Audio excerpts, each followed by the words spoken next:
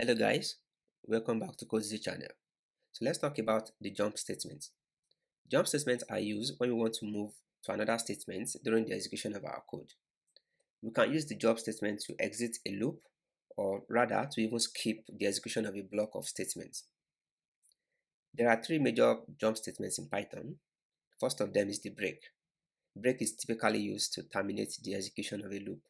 For instance, you may decide you don't want to you want to terminate your loop when you have a specific condition or if a specific condition is met. So you can use break to achieve that. We also have continue. Continue is used to skip the execution of the next statement after it in the current loop.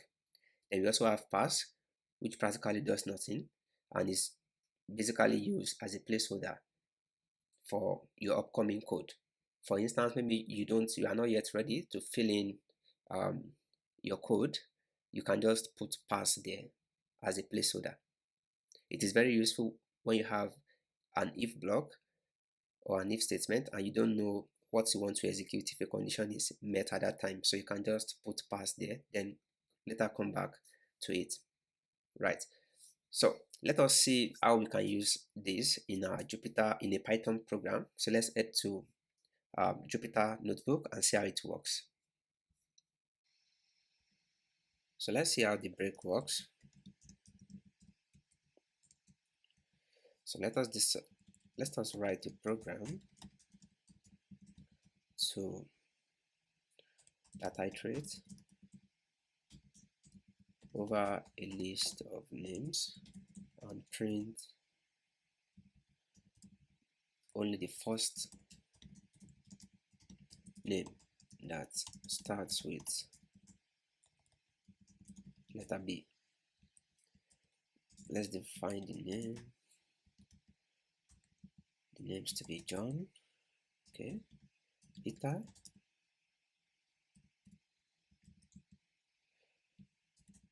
Bonlad,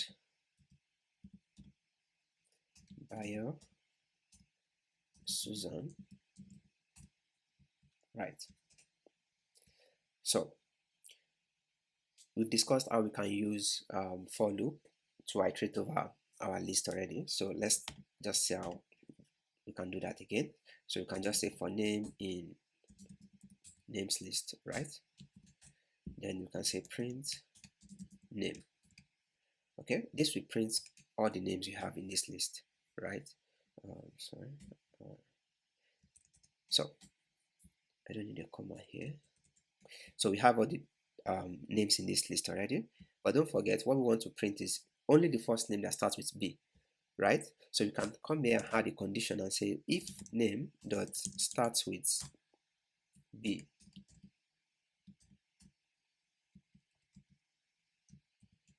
right? Then don't forget we have to indent this because we only want to print the name if it starts with letter B. Okay, now when we execute this we only have the names that starts with B, but that's not what the question asks us to do. We only want to print the first letter, the first name that starts with letter B, right? So the expected output should just be Bomlad, which is this first one, right? So to do that we can just add a break statement here. Okay, so that's when we execute this we only have Bomlad, which is the first Bomlad here. So let me execute this for you to see. You can see we have just Bomlad here. So the way it works is that during iteration, the first time it iterates, it takes the first value here, which is John. It checks, does John start with B? No. Then it does not execute these two statements because they are indented for this condition, right? Then it will go again, take the next item, which is Peter. When it takes Peter, does Peter start with B? No. Then it won't execute these two statements as well. Then go back again, take the next one, which is Bomlad. Does Bomlad starts with B? True, right? Then it should come here to execute these two statements. So it executes print name, which is why we have this Bomlad. Then it will execute the break statement. Once it executes the break, what break does is to say, okay, I want to exit this loop or this iteration. So in that case, instead of this statement to go and take the next value, which is Bayo, it ends the loop entirely and get out of the loop to execute the next statement we have after the old loop statement. Okay, so in this case, it won't go further to print buyer or to print the other boomlad because we have a break here, which means I'm ready to exit the loop entirely. That is why the only output here will be boomlad. We can decide to, so if I put a statement here, or let me say in this same loop, let me say I have print done, right? And then I execute this. It will not execute this print done because this, after this break, what we mean is we are getting out of this old loop entirely. So it will not even get here at all. It will just terminate right from here. It will exit the old loop right from here. So if you want to print this, what we can do is to have this print out of the loop entirely. That is, this print is not in any way in the loop at all. Okay, so when we execute this, then we can have done printed for us because this is not inside the loop at all. But the question did not ask us to print done, so we leave it at this.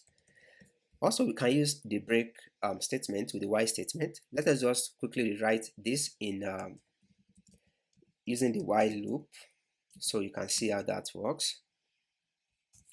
So let's say we define current index to be 0, and then don't forget, we talked about how to use the while loop before. So you can read about, you can go back to the video in case you have issue understanding this. The len is just used to get the length of the list, right? So we are saying while the current index is less than the total number of items we have in this list, then we just take the same condition here, right? And say that if, then print this, right? Then we are saying it should break, right? But before the break, we need to also increase the index so that we don't enter an infinite loop. So we have current index plus 1. Without this, it won't be able to move to the next value. You can go back to the video we have that we have on how to use the while loop statement. So let us execute this and then see what the output will be. You can see we have the same output. So you can use the break statements with both for loop and also the while loop statement. So let us see how to use the continue statement. So continue, right? So let us write a program that iterates over a list of names and print only the names that starts with letter P. For this, we'll be using the continue statement. Okay, so we can say for name. So let me just use the same list here. Let me just reinitialize it. So let us iterate over this name now. For name in names list, right? Then we want to do a check, right? And say that if name starts with P is equal to false. Okay, what do you want to do? You don't want to do anything, right? Then we can say print name.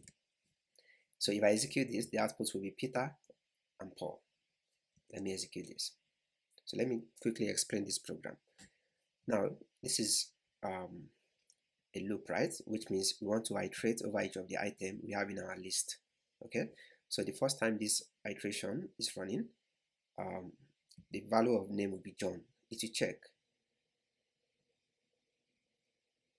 If John does not start with P, which is correct, right, then it will execute this statement continue.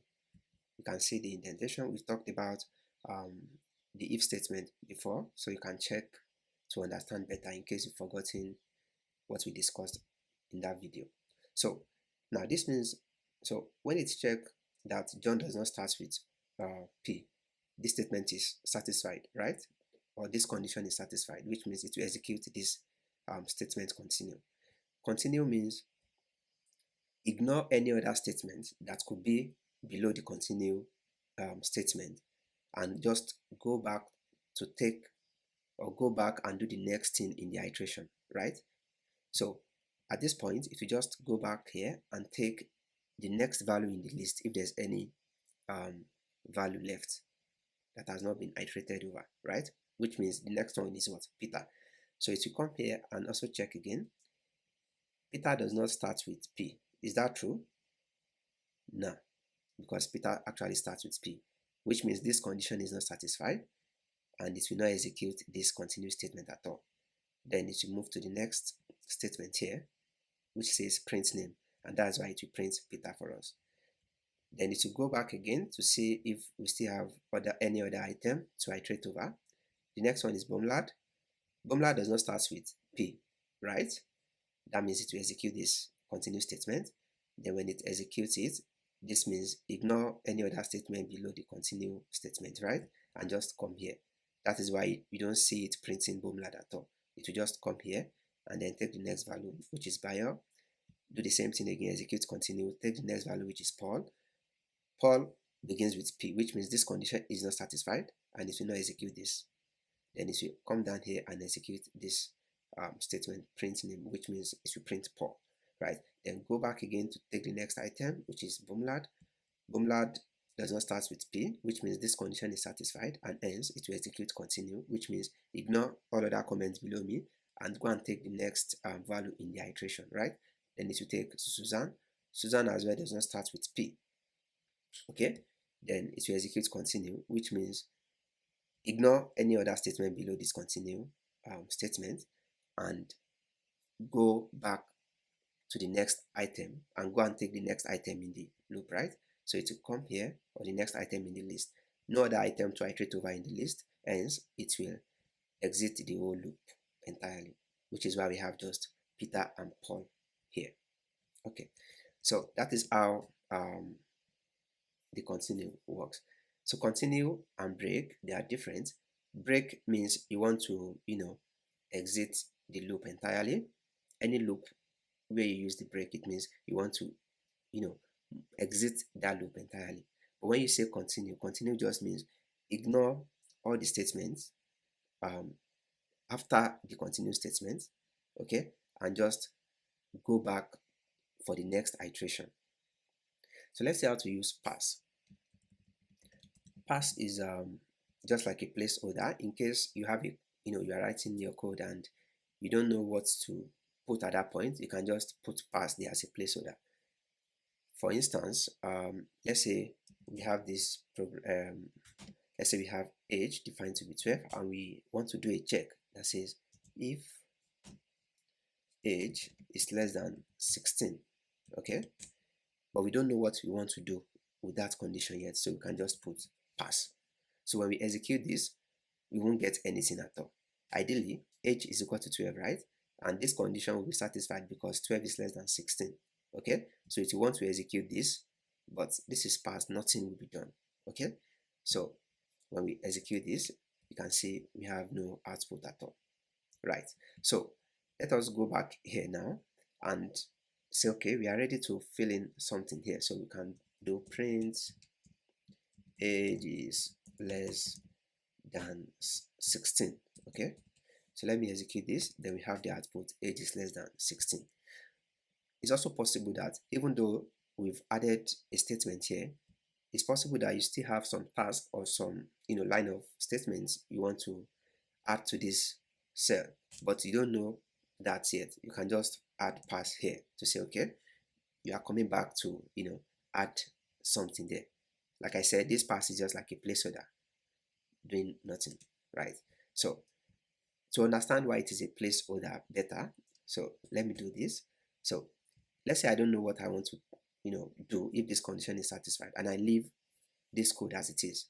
If I execute this, I will get an error because this statement is not valid in Python. As far as you already have this colon, you've shown that it means you must have at least one statement, right, which must be indented as well. Okay, so if I don't put anything there, I will get an error. Even if I go like this as well, I will also get an error. So that is why pass is very useful as a placeholder. I hope you enjoyed this video. Kindly click the subscribe button like, and share. And I will see you guys in the next video.